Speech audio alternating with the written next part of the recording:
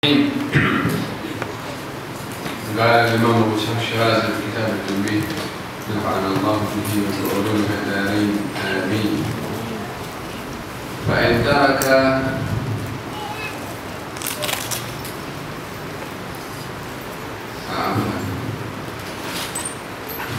ويبيت بها في أيام الربيع، فإن ترك المبيت في الليالي الثلاث لازمه دم في أحد القولين، وفي ليلة الأقوال الثلاثة التي في الحصاد.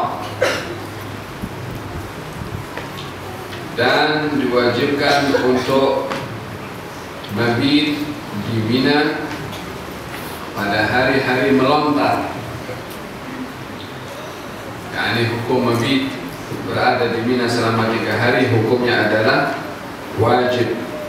Saya ingatkan bahwasanya di dalam haji dibedakan antara wajib haji dengan rukun haji. Wajib haji adalah perkara-perkara yang diwajibkan kepada para jemaah haji untuk melakukannya, yang kalau meninggalkan salah satu wajib haji wajib bayar dan hajinya tetap sah. Tetapi rukun-rukun haji adalah perkara yang wajib dilakukan oleh para jemaah haji yang tak boleh di-cover dengan yang lain. Kalau ditinggalkan maka hajinya tidak sah. Apa itu rukun haji?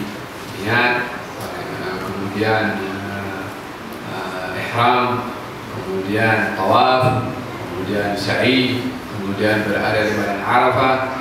Juga sebahagian mengatakan bahwasanya al-halq wa taqsir, memotong atau mencukur rambut atau memendekkan rambut.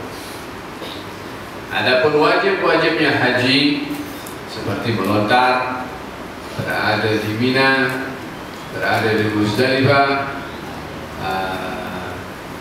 kemudian apa lagi wajib-wajibnya haji?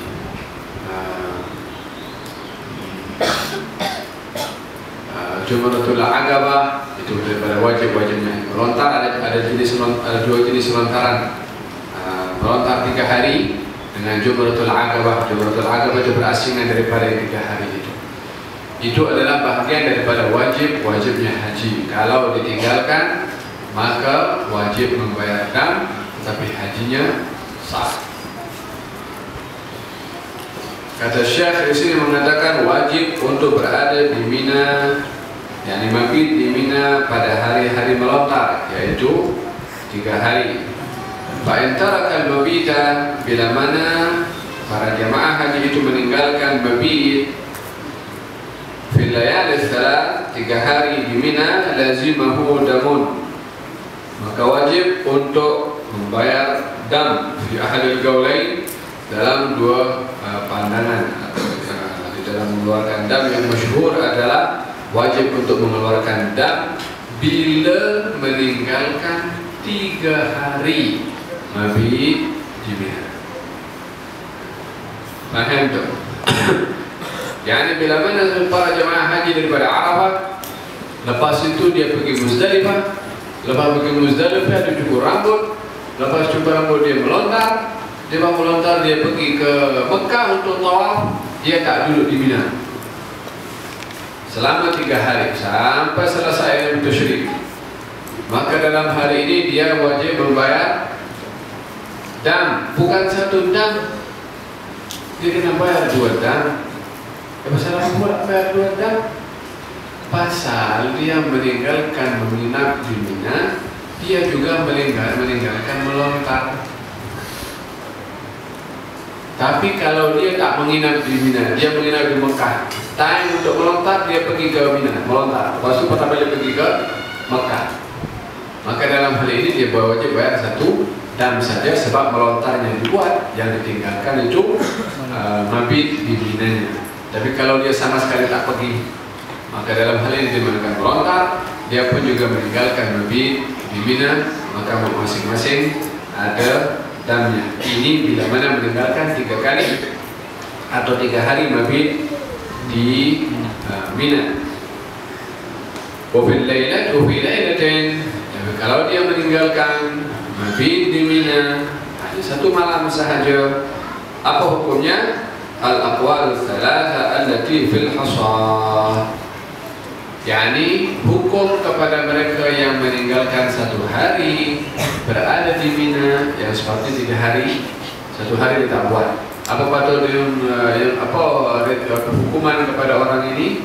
Hukuman yang sama kepada orang yang meninggalkan 1 lontaran di dalam jumrah, melontar apa itu al-jumrat.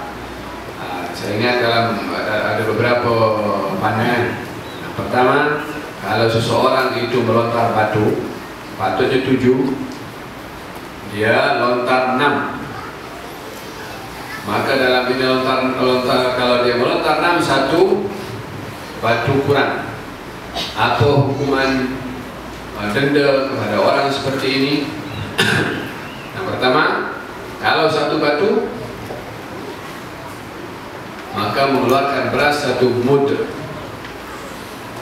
Atau kalau 1 batu yang tertinggal, maka dia mengeluarkan 1/3 daripada harga dam, harga kambing. Kalau harga kambing itu 600 1 ekor, 1/3-nya berapa? 200. Kalau begitu 1 batu tertinggal, maka dia mengeluarkan 1/3 daripada harga seekor kambing, yaitu 200 ringgit bagi kepada fuqara misalnya. Ini pandangan yang kedua. Ayo. Pandangan yang ketiga adalah kalau 1 batu yang tertinggal, maka dia mengeluarkan 1 dirham. Ini 1 dirham disesuaikan dengan nilai perak. Berapa 1 dirham dengan harga perak, maka nilai itu yang dikeluarkan. Ini bila mana 1 batu. Kalau 2 batu, kalau ikutnya mengatakan 1 mud 1 batu, 2 batu 2 mud.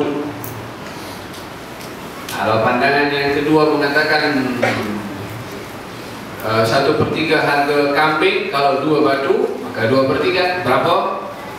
400 ringgit atau 400 rial umpamanya kalau harga kambing itu 600, atau 2 dirham.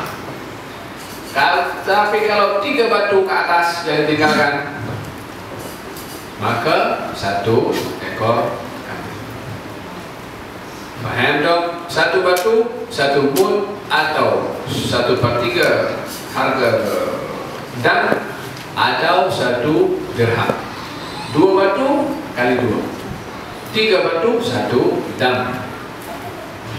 Tinggalkan 3 batu, 4 batu, 5 batu memang harus mengeluarkan dam bila mana 3 batu ke atas.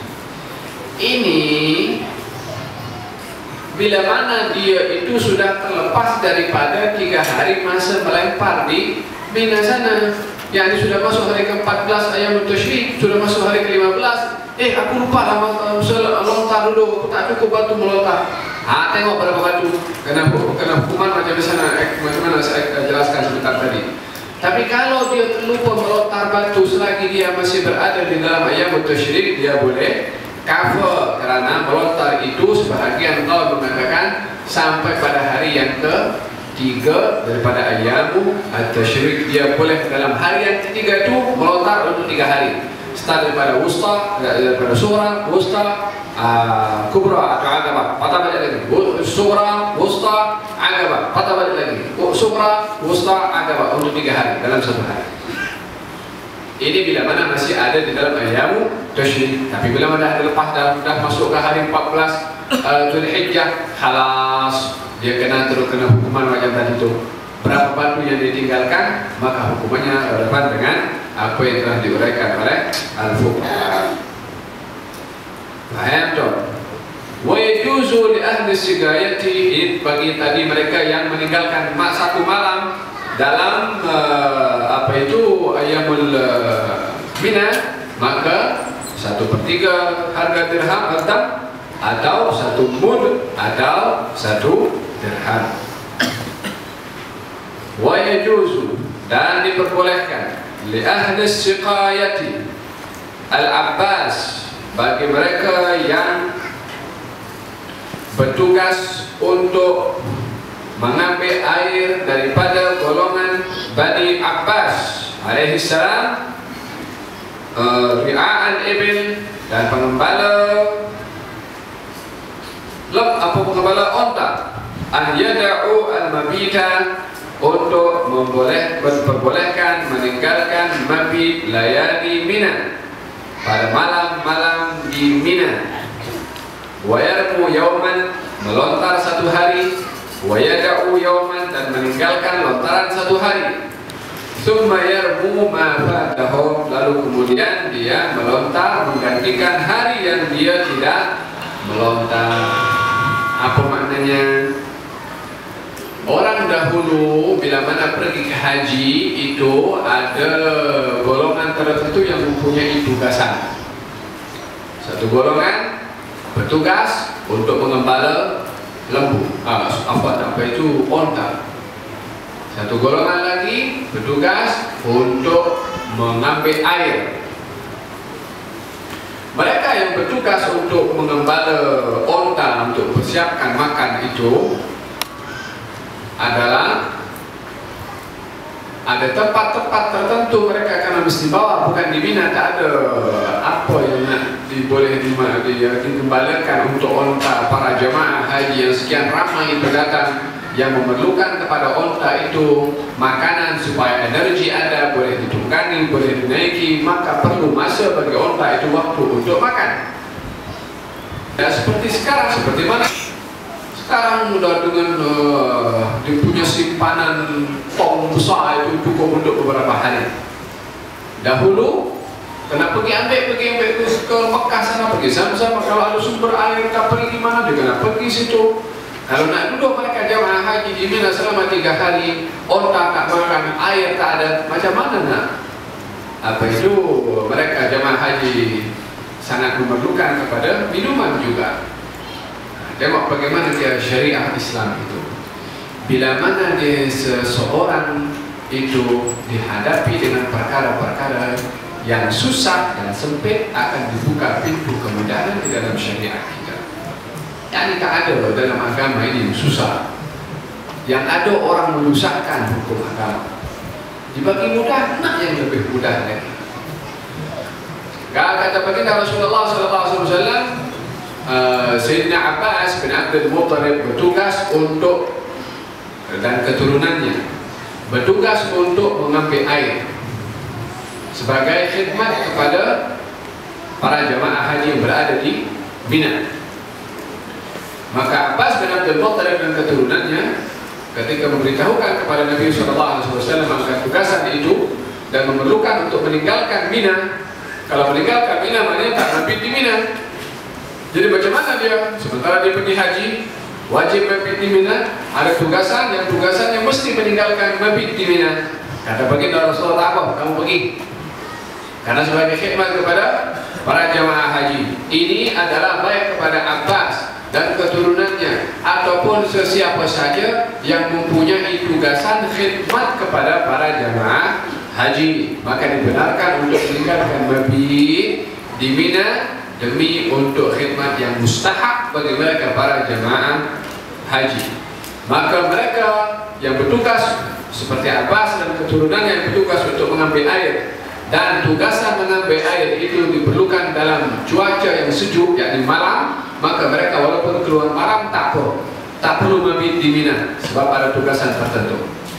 Tapi bagi mereka yang bertugas untuk mengembala kambing, mengembala onta, transport mereka itu, orang nak mengembala itu adalah di waktu tengah hari. Tak ada orang dikembalikan malam hari, onta juga boleh nampak juga apa yang dimakan.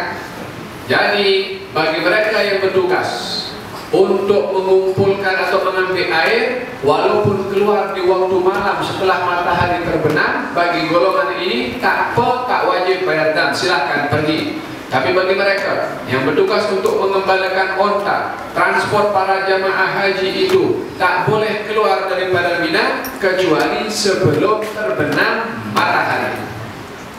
Kalau dah lepas terbenam matahari, mereka pengembala onta tak boleh keluar. Kenapa mesti menginap? Dah terbenam mesti menginap. Sebagaimana mereka yang menginginkan nafar awal, ingin pergi dulu, nak dulu 2 hari saja di Mina, lepas itu nak balik. Kalau sampai terbenam matahari masih sembang minum kopi, kata punya kemah, tak boleh keluar, karena mesti menginap juga malam itu. Tapi kalau dia keluar daripada Mina sebelum terbenam matahari, dalam perjalanan slow jam truk, dalam perjalanan terbenam matahari, walaupun dia masih berada di kawasan Mina, tapi sudah keluar daripada kemahnya, hanya dihalang karena ramainya orang, maka dalam hal ini dia boleh meneruskan perjalanannya untuk meninggalkan Mina. Paham tuh? Ini perbedaan antara pengembala onta dengan orang yang menyembelih air. Tugasannya adalah dibezakan oleh Nabi Shallallahu Alaihi Wasallam. Dalam kata sahibul kitab mengatakan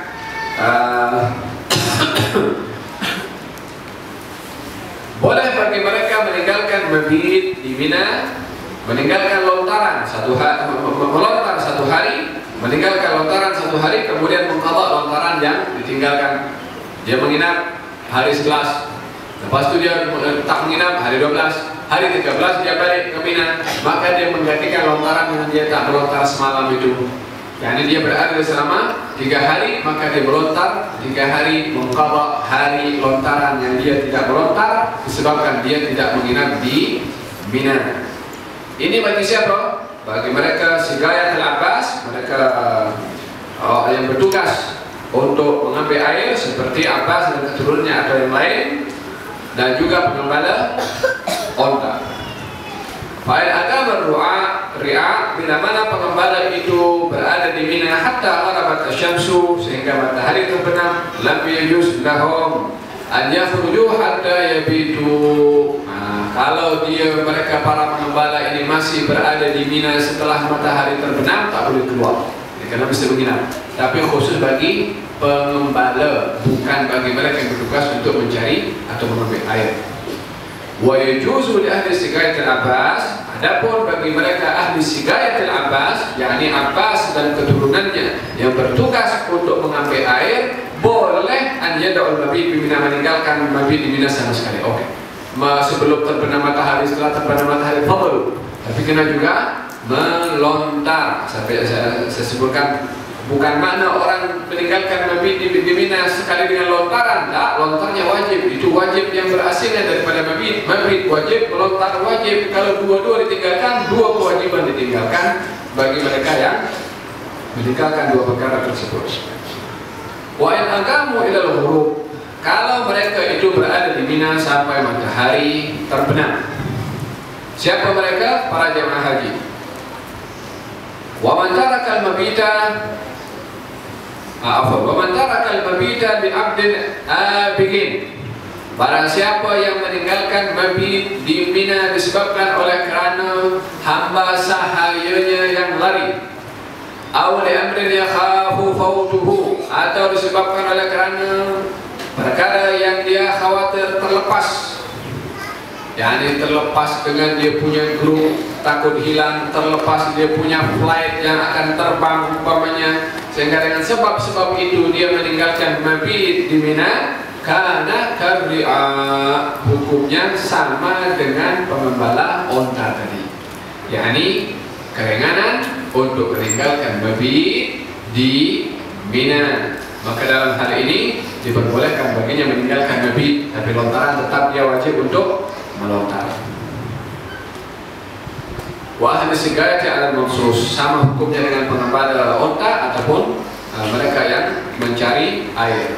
Thumma yakhtubul imam yawm ats-tsani min ayyam at-tashrik, kemudian imam berkhutbah pada hari kedua daripada hari tasyrik, yaitu hari ke-12.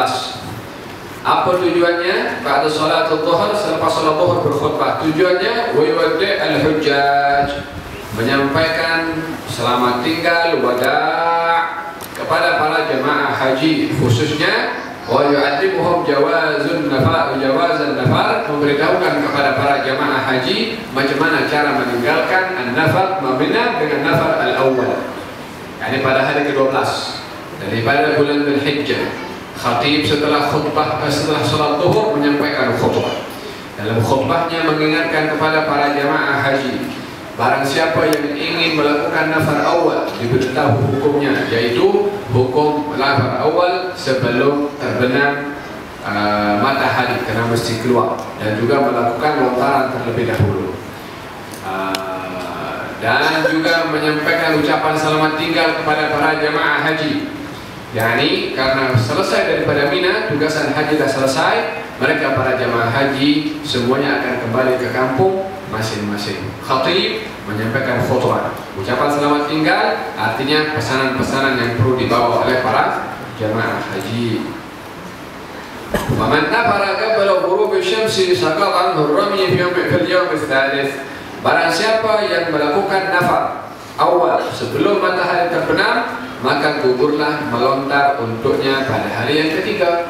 Yani dia hanya melontar berapa kali? Kalau melontar satu hari itu 21 batu. Kalau 2 hari hanya melontar 42 batu. 42 batu bagi mereka yang ingin melakukan nafar al-awwal. Hari yang ketiga 21 batu itu gugur, tak perlu diawalkan, tak perlu dijamakkan jamak takdim, tak ada. Bagi mereka yang nafar awal, gugur untuk melontar pada hari yang ketiga. Yang sepatutnya bila mana berada 3 hari di sana melontar sebanyak 63 batu. Bagi mereka yang nafar awal melontar hanya 42 batu. وَمَنْ لَمْ يَنْفِرْ حَتَّى غَرَبَتْ الشَّمْسُ لَمْ يَسْقُطْ عَنْهُ الرَّمْيُ. Tapi barang siapa yang dia tidak keluar daripada Mina pada hari ke-12 itu sampai matahari terbenam, maka tidak gugur baginya untuk melontar. Hanya wajib dia melontar hari yang ketiga itu. فَإِنَّ فَرَقَ بِالْغُرُوب. Kalau dia melakukan nafar keluar daripada Mina sebelum matahari terbenam, Thumma ada zairan, lalu kemudian dia kembali ke Mina berziarah, au marran, atau hanya melalui sahaja, lam yalzamhu ar-ramyu, tak wajib melontar hari yang ketiga. Saya pergi ke haji, lepas itu saya berada di Mina, saya nak buat nafar awal. Pada hari ke-12 setelah saya melontar, saya pergi keluar. Bagaimana? Pergi Mekah. Sampai di Mekah, aku nak tengok kawan aku sakit lah. Dekat mana? Dekat Mina. Saya patah balik malam tu. Pergi ke mana? Pergi ke Mina. Malam berapa? Malam 13. Tadi saya dah nafar, dah keluar daripada Mina. Malam yang sama, hari yang sama, saya patah balik pergi ke Mina. Nak ambil barang ke? Nak jumpa kawan ke? Atau nak lalu saja ke?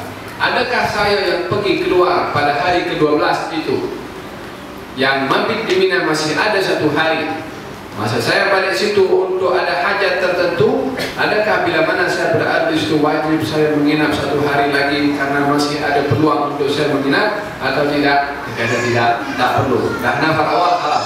Walaupun patah balik pergi ke Mina, tak wajib untuk melakukan lontaran hari yang ketiga. Wa yustahabbu liman hajja an yadkhul al-baita hafiyan. Disunahkan bagi mereka yang pergi ke haji, bila mana ingin memasuki al-bait, al-Ka'bah, an yadkhula hafiyan, adalah masuk dalam keadaan tidak beralaskan kaki. Paling baik adalah kita masuk al-Ka'bah. Walaupun kita susah nak masuk dalam Ka'bah dalam pintu yang sedia ada sekarang, akan tetapi dalam kawasan Hijr Ismail, Hijr Ismail yang salat di dalam kawasan Hijr itu sama ganjarannya dengan orang yang salat di dalam Ka'bah. Faham tu? Di antara tempat-tempat yang mustajab dakwah adalah di dalam Al-Ka'bah. Bahagian daripada Hijr Ismail yang ada di dalam itu, bahagian daripada Ka'bah yang salat di situ sama dengan orang salat di dalam Ka'bah. Wa yashrabu min ma'i Zamzam lima ahab, dan minum daripada air Zamzam lima ahab, sesukanya. Zamzam diberi nama Zamzam artinya oleh kerana Zamzam itu banyak. Air Zamzam diberi nama Zamzam oleh kerana banyaknya. Sebab yang kedua, Zamzam diberi nama Zamzam disebabkan oleh kerana air itu ketika keluar dan banyak, Siti Hajar mengumpulkan supaya tak mengalir. Kalau tidak, satu negeri negeri Arab banjir waktu itu dengan adanya air Zam-Zam. Maka Zam-Zam Siti Hajar mengatakan Zam-Zam, Zam-Zam, yani berkumpul, maka berkumpullah air tersebut, maka air itu dinamakan air Zam-Zam. Kalau sebenarnya bin Abi Thalib sebaik-baik perigi adalah perigi Zam-Zam, seburuk-buruk perigi adalah perigi Barhud. Apa itu Barhud? Pergi di kawasan dekat Wadi Ahqaf dahulu, itu dekat kawasan kalau sekarang bahagian berhampiran antara Hadramaut dengan Oman. Itu ada satu kawasan namanya Barhud. Itu adalah merupakan tempat yang di mana Allah Subhanahu wa taala menghukum kepada umat-umat yang ingkar kepada Nabi yang diutus oleh Allah Subhanahu wa taala. Wa yashrabu bil ma'i Zam-Zam, minum daripada air Zam-Zam sesukanya. Macam mana sesukanya? Wa yatanaffasu thalathan, adabnya adalah bernafas 3 kali. Bernafas 3 kali bukan bermakna kita bernafas dengan air Zam-Zam tu, tak. Minum satu, bernafas. Minum yang kedua, letak bawah, bernafas balik. Minum yang ketiga, bernafas balik. Ini 3 kali cara minum air Zam-Zam. Jangan terus sampai sampai 3 kali. Nafas, sampai lagi macam itu juga 3 kali. Faham tu? Yang kedua adalah wa yatadalla minhu. Yatadalla minhu, yani yatadalla yang tadi memenuhi perutnya dengan air Zam-Zam. Kalau nak minum air Zam-Zam jangan sikit saja, tapi digalakkan bila mana minum air Zam-Zam sepuas mungkin, sampai full kita punya perut dengan air Zam-Zam. Dalam hadis Nabi SAW, perbezaan antara kami orang beriman dengan orang munafik adalah bila mana minum air Zam-Zam itu kaum mukminin kenyang betul, munafik tak, minum sikit saja. Jadi kaum mukminin bila mana minum air Zam-Zam dibanyakkan sampai full. Galakan bila mana minum air Zam-Zam adalah niat. Kalau hadis di antara keistimewaan air Zam-Zam ini adalah minuman yang mempunyai fungsi sama dengan makan. Misalnya orang minum, makan, tapi Zam-Zam punya dua, minum dan makan. Kata baginda Rasulullah SAW, innahu ta'amu ta'min wa shifa'u suqmin. Air Zam-Zam itu ta'am, makanan, wa shifa, dan juga obat kepada penyakit. Oleh hal digalakkan untuk minum air Zam-Zam adalah minum dengan banyak. Dan oleh kerana salah satu fungsi air Zam-Zam itu adalah sebagai obat, maka kita bila minum air Zam-Zam itu niat agar supaya terobati penyakit-penyakit di dalam diri kita, baik itu penyakit fisikal atau penyakit perangai. Penyakit fisikal macam batuk, selesmo, asma atau jantung atau apa saja jenis penyakitnya. Penyakit perangai, suka bersangka kepada orang lain, suka maki kepada orang lain, panas baran itu, suka marah umpamanya, itu penyakit perangai. Hasad kepada orang lain, dengki kepada orang lain, cemburu kepada yang dimiliki oleh orang lain, tak puas hati kenikmatan dimiliki oleh orang lain. Itu penyakit perangai. Itu yang lebih perlu untuk kita berobat. Kalau penyakit zahir kita boleh pergi klinik. Ini penyakit perangai, hanya Allah saja yang boleh kasih obat melalui ilmu yang disampaikan oleh para ulama. Faham tu? Digalakkan bila mana dalam Sunan Mustadrak Al-Imam Al-Hakim, bila mana seorang minum air Zam-Zam, digalakkan untuk mengatakan balagani, telah sampai kepada saya hadis daripada Rasulullah SAW bahwasanya ma'u Zam-Zam lima syuribalahu, ma'u Zam-Zam lima syuribalahu. Air Zam-Zam itu niatnya sesuai dengan apa yang dia nak niatkan. Faham tu? Maka saya berniat di dalam minum air Zam-Zam ini agar supaya Allah tambahkan kepada saya ilmu yang bermanfaat, rezeki yang luas, dan kesembuhan daripada segala penyakit. Baru minum. Saya dengar Rasulullah menyampaikan, kalau air Zam-Zam ini sesuai dengan orang yang minumnya dengan niat apa saja. Saya niat minum air Zam-Zam ini supaya Allah ampunkan dosa saya, supaya Allah ubati sifat tak baik yang ada dalam diri saya, supaya Allah luruskan sifat-sifat yang tak betul saya ini. Minum. Apa saja niat yang diinginkan, ma'u zamzam lima syuribalahu, air zamzam lima syuribalahu, sesuai dengan niat orang yang minumnya. Apa saja dia nak niat ketika minum air zamzam, tapi didahului dengan kata-kata telah sampai kepada aku daripada Rasulullah, kalau air zamzam ini faedahnya sesuai dengan apa niat orang yang meminumnya, maka saya berniat untuk 1, 2, 3 akan pulang apa yang akan diniatkan ketika minum air zamzam. Mesti dibezakan minum air zamzam dengan minum air biasa. Itu air, masya Allah, air yang berkhasiat dengan berbagai kebaikan yang disimpan oleh Allah Subhanahu wa taala. Dan air termulia, ada beberapa jenis air yang paling baik yang ada di bumi dan juga di langit. Ada pun di langit air Kautsar, tapi di bumi air terbaik adalah air yang keluar daripada jari-jari Rasulullah sallallahu alaihi wasallam. Ya, bagaimana? Betul. Kalau Zamzam itu mungkin keluar daripada kaki Jibril, sebagaimana ada orang mengatakan, atau ada pula mengatakan kaki Siti Hajar, ada pula mengatakan kaki Nabi Ismail. Tentunya tangan Rasulullah lebih mulia daripada kaki Jibril, ada kaki daripada Siti Hajar, daripada juga kaki Nabi Ismail. Ini tangan yang sampai kepada Sidratul Muntaha. Dan keajaibannya itu adalah kalau air Zamzam keluar daripada tanah, yang memang tanah itu merupakan sumber keluarnya air, tapi air keluar daripada jari-jari Rasulullah itu amat luar biasa. Oleh hal dikatakan air terbaik, termulia adalah air yang keluar daripada jari-jari Rasulullah Sallallahu Alaihi Wasallam. Ketika dalam peperangan yang mereka kekurangan air, Nabi masukkan tangannya dalam memancut air daripada setiap jari-jari Rasulullah Sallallahu Alaihi Wasallam. Yang kedua, air Zamzam. Yang ketiga, Sungai Nil. Yang keempat, Sungai Furat di Irak. Nah, itu 4 tempat yang dikatakan air-air yang penuh dengan khasiat dan kemuliaan. Wallahu ta'ala a'lam. Kita akan sambung pada kelas yang akan datang tentang orang pergi ke jamaah, orang yang pergi ke haji disunnahkan untuk melakukan banyak umrah di sana. Orang kadang-kadang pergi umrah, ada peluang banyak di situ. Pergi umrah sekali saja masa datang, ada peluang banyak dia nak buat umrah. Tak bolehlah kita pergi di sini sekali je, haji umrah sekali. Berada peluang di sana, boleh pergi. Yang orang di sini susah nak pergi ke sana, sudah ada di sana tak buat umrah. Faham tu? Kita akan bahas pada kelas yang akan datang.